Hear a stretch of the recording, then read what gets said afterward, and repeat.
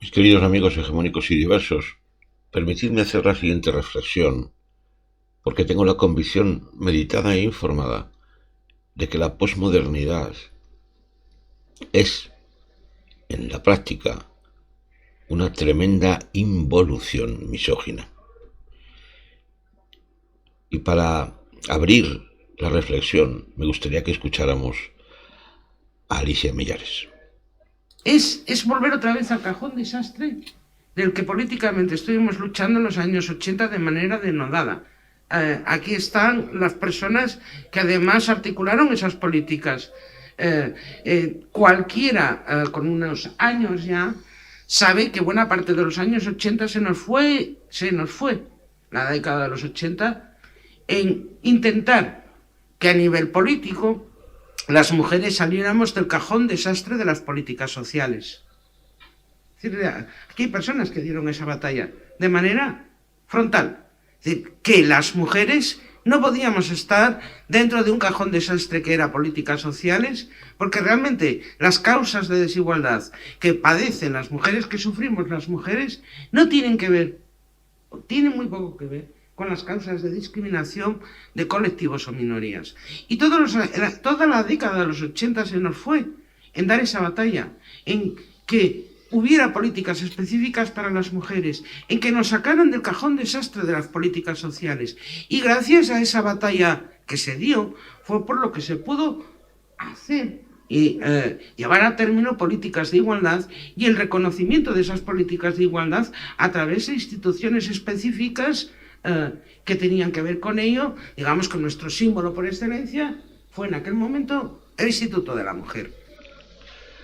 Y bien, después de escuchar a Alicia Millares, que menciona cómo estaban las cosas en los años 80, a mí me gustaría invitaros, sobre todo los que calzáis mis años, yo tengo 57 años, a retrotraernos a aquellos años 80. Y es bien cierto que Alicia Millares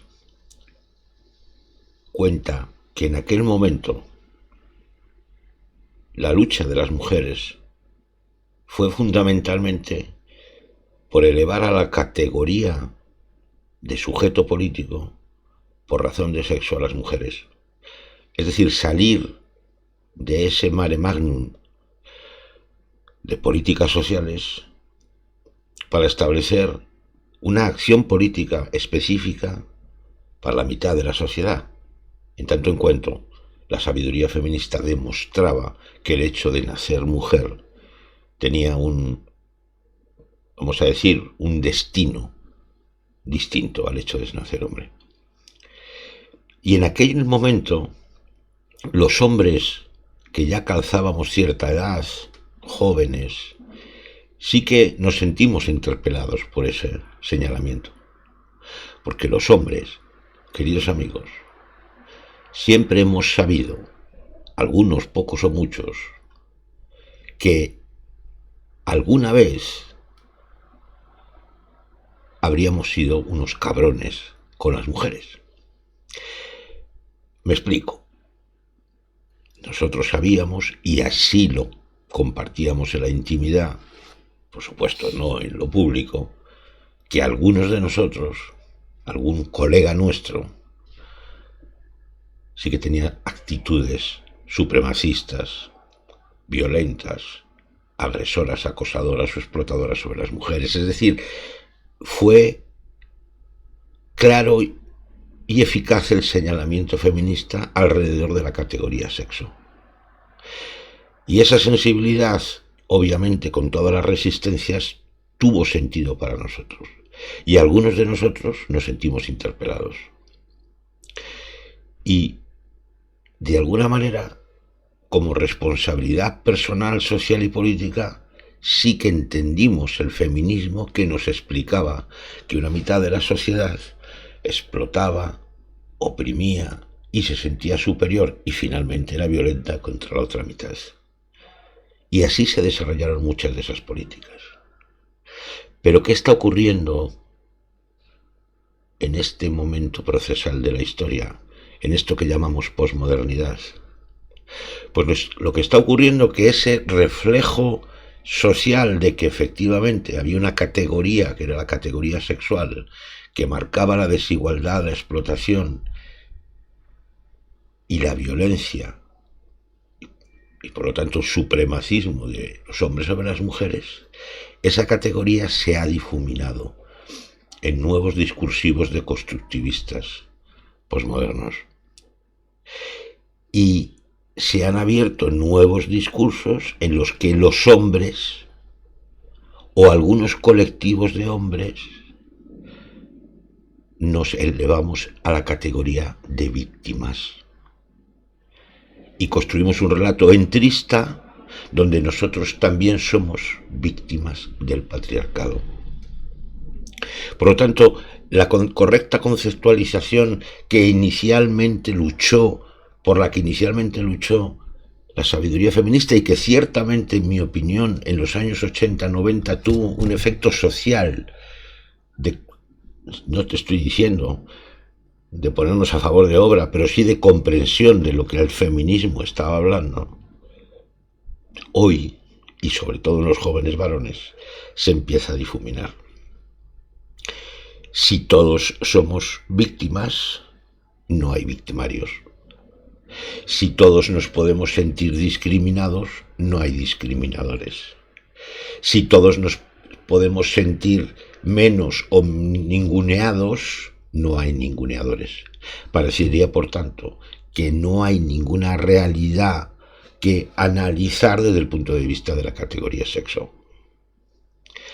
Y esto es muy grave porque el pensamiento masculino posmoderno, por supuesto, ha visto la oportunidad misógina de deconstruir el relato cierto de la sabiduría feminista radical abolicionista y ha generado puntos de fuga.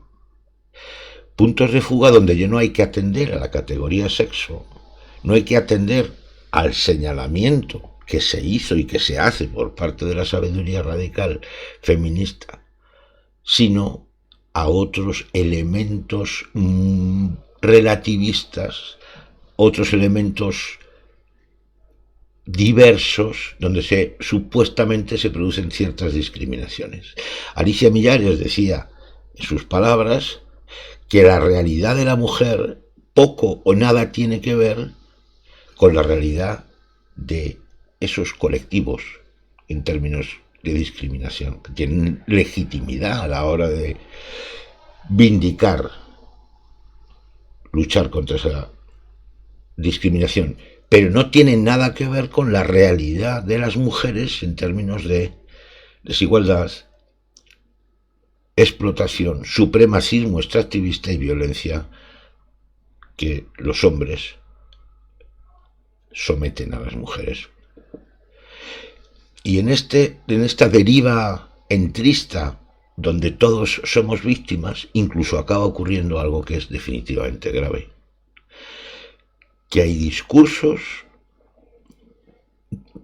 realizados por voces supuestamente respetables dentro de la posmodernidad, que son capaces de responsabilizar al machismo y la misoginia de los hombres, hacer responsables a nuestras madres. Es la cuadratura del círculo. Los hombres somos víctimas del patriarcado y somos educados en machismo y en misoginia por las mujeres, por nuestras madres. Con la voz de Alicia Millares señalando que parece que hemos vuelto atrás a los años 80 a la hora de conceptualizar la realidad social, les invito a ver este vídeo. La culpa de nuestro machismo la tienen ellas. Queridos amigos, voy a traer aquí a un gran referente progresista masculino, gurú entre guruses, que nos va a explicar lo que todos sospechamos y también defendemos. Nos va a explicar quiénes son las verdaderas responsables de nuestro supremacismo masculino. Os dejo con el referente. los valores patriarcales y machistas se aprenden en la familia, y quienes tienen de alguna manera atribuido el rol de la reproducción social, el rol de lo privado, son las mujeres. Son las mujeres las que enseñan a ser machistas a sus hijos, los que le dicen a la hermana que ella tiene que ayudar a recoger la mesa y al hermano que se tranquilice, que se quede quieto. Quien tiene que aprender a zurcir calcetines es en todo caso la hermana y nunca el hermano. Son dispositivos de reproducción social que operan así. ¿Qué tiene que ver esto con la política? Pues bueno... Pues bien, amigos, ya habéis visto la doctrina que defiende el señor don Pablo Iglesias. Voy a intentar contestar con calma. El problema no es que sea solo Pablo Iglesias, es que os he escuchado miles de veces, incluso los más progresistas, incluso algún igualitario, defender esto mismo, ¿sabéis? Defender que en el fondo la responsabilidad de nuestra construcción y nuestra socialización masculina desde nuestra más tierna infancia la tienen nuestras madres. Nuestras madres. Vamos a ver, lo voy a decir con asertividad. Eso es mentira. Eso es mentira. La construcción y la socialización masculina de un joven varón comienza con la ejemplarización del padre. El joven varón mira la conducta de su padre, mira como referencia cuál es la conducta adecuada de un masculino. Mira a su padre y mira a toda la masculinidad que le rodea, desde que es bien pequeñito. El imitativo es su padre y la masculinidad que está a su alrededor. Y así es como aprende a ser hombre socializado masculino.